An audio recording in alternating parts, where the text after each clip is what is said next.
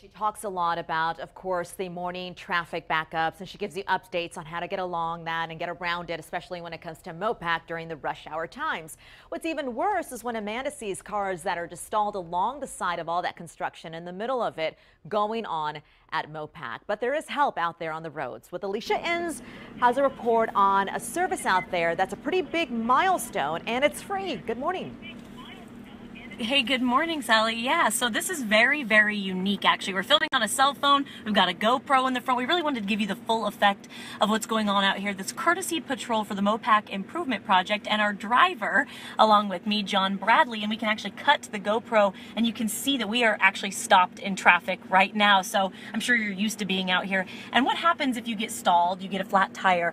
That's where someone like John comes into play. John, thank you so much for taking us around this morning. You're quite welcome. So tell me about how this works. You just get out on the road in the morning and you start patrolling looking for problems. Is that right? Correct. I just travel the 11-mile stretch back and forth from Parmer to the river, and if I see a stranded or disabled vehicle, I will stop and assist. And so you guys actually just hit a milestone, about 1,000 cars that you've helped along the way in this year-and-a-half project that you guys have been doing. Tell me some of the stories that you've kind of come across that people have probably been very appreciative of something like this. Well, pretty much everyone is appreciative of getting out of a stressful situation, but 3 months into this job, I came across on southbound at 45th Street a single vehicle rollover collision. That was very stressful. I arrived at the same time as APD, and I assisted in putting out the vehicle fire, and I stayed on to provide traffic assistance throughout the entire ordeal. But it was just an adrenaline. Luckily, both occupants were not injured seriously, and another situation that just helping people out, is, you know, from being stressed out, being honked at an intersection. Sure.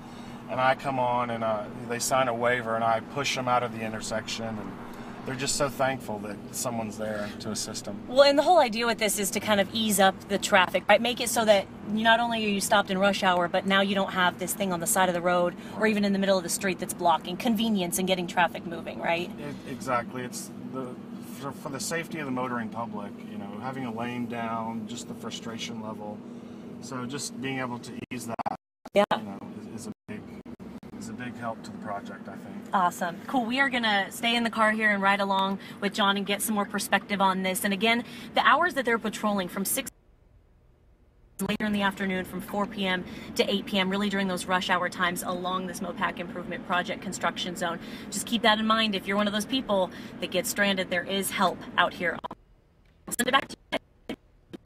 Okay, well, I'm just going to blame the glitches on traffic, right? Because you can blame everything on traffic, but it's because, you know, they're moving and providing that live report for us. So we'll get back to Alicia in the next few minutes for more news on what she's seeing out there.